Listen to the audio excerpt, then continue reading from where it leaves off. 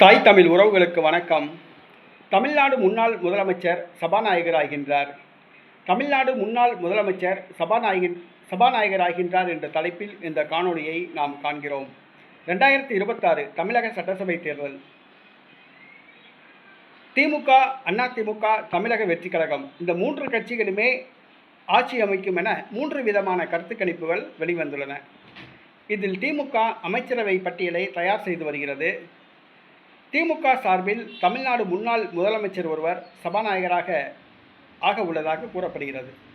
திமுக வெற்றி பெற்று ஆட்சி அமைத்தால் தமிழ்நாடு முன்னாள் முதலமைச்சர் ஒருவரை சபாநாயகராக்க ஸ்டாலின் முடிவு செய்துள்ளதாக கூறப்படுகிறது.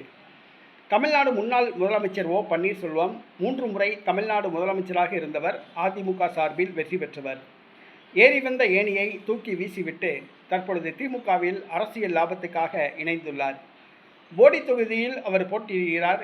வெற்றி பெறுகிறாரா என்பதை பொறுத்திருந்து பார்ப்போம்.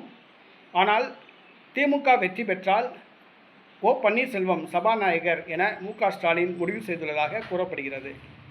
இந்த உடன்பாட்டுக்கு சம்மதித்தே அவர் திமுகவில் இணைந்ததாகவும் கூறப்படுகிறது.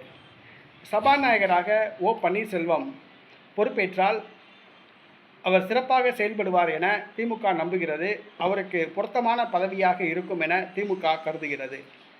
3 முறை தமிழக முதலமைச்சராக இருந்த ஓ பன்னீர்செல்வம் திமுகவில் இணைந்ததே அதிமுகவினருக்கு பிடிக்கவில்லை.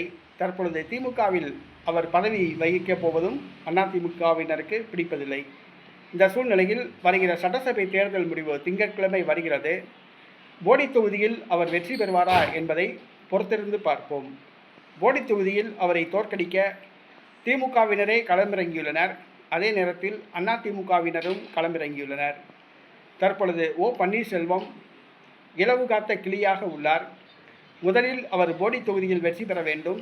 அடுத்ததாக திமுக வெற்றி பெற வேண்டும். அப்போதுதான் அவர் சபாநாயகராக முடியும்.